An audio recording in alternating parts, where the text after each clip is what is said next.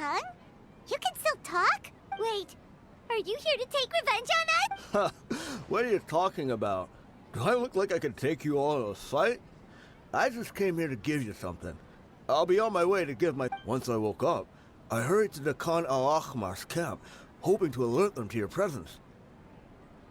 But when I got there, I found no one except the members who were still too injured to move. Ah, so you probably got there after us. Yeah, they told me that they had exacted their revenge, and everyone had turned themselves in to the authorities. Even that I had joined the cause to repay an old favor from Kusela. Now that everyone's already turned themselves in, I might as well do the same. One of the injured members gave this box to me, and told me that it contained some of the old man's last possessions. Everything left in the camp will get confiscated, so I figured I should get this to you. Thank you. No worries. We are all just living our own truths. There's no need to comment or judge anyone for it.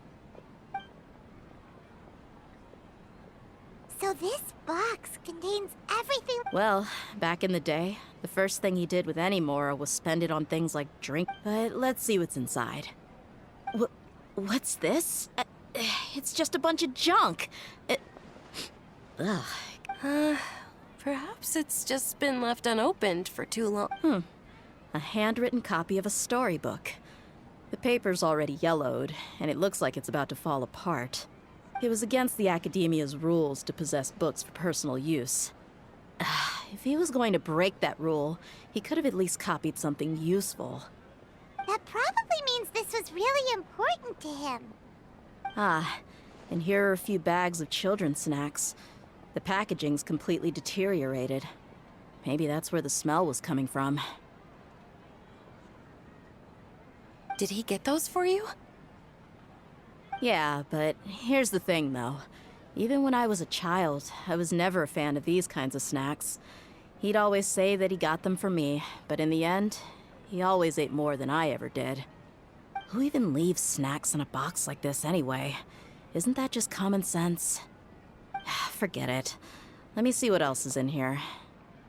A razor, some buttons, some round iron tiles, a wooden toy puppet, a wool scarf, which from the looks of it probably belonged to a woman, and a hair clip? Why are these things here?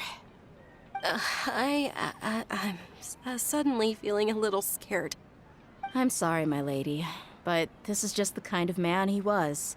He probably saw this box as some kind of personal trash heap and dumped any and everything in there. 2 empty liquor bottles.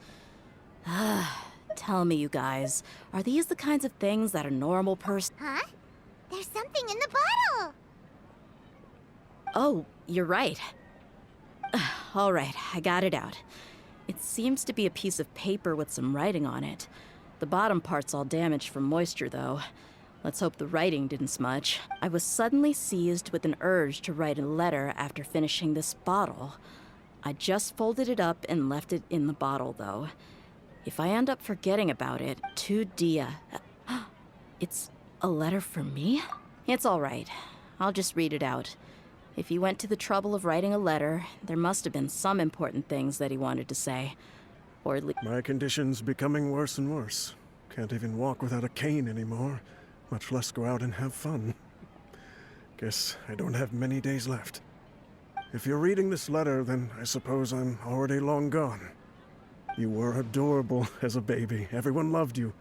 And regardless of whether you were crying or laughing, everyone enjoyed having you in the group. But once you grew a bit older, you were no longer nearly as happy or cute. It's probably the guy's fault. Can you believe this guy? He can point the finger at himself. Anyway, back to the point. To summarize, I'm writing this so you would know not to feel sad for me, even if you... And the reason being that... I was never your father to begin with. Wait, what? Surely, he must be joking. I don't know. I was quite formidable when I was young, and 100 times cooler than some so-called flame main. really felt like the whole world was under my feet. With just a teeny tiny bit of effort, I felt like... But as fate would have it, I went out into the desert for a drink one day and discovered a baby in the sands. It was you. You were just lying there, small and helpless. You were so tiny that if the wind blew for just a little while, but your cries were so loud they made my head hurt. Now that I think of it, you really were a bundle of energy. Sounds like he's serious. I told Idrisi and the others that I had slipped up with a woman while out and about. None of them even doubted me. I'm sorry that I had to lie to them for so long, but I really had no other choice. I was their most esteemed leader, after all. It's not like I could just tell them that I suddenly wanted to play at being a father.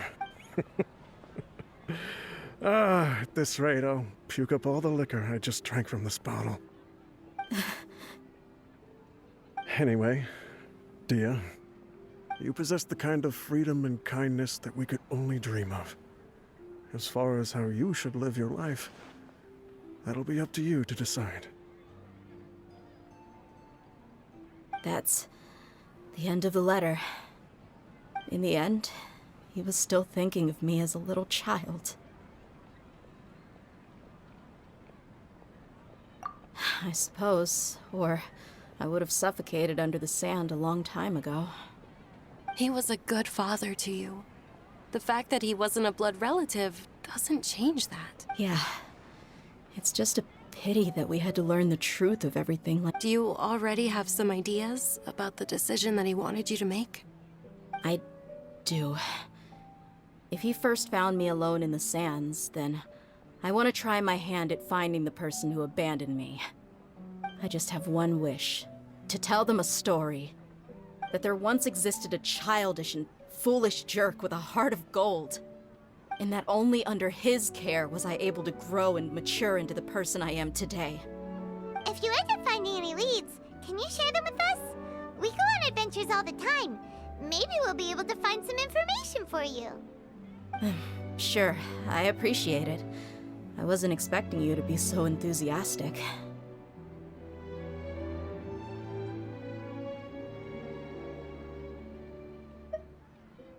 I'll help too. Thank you.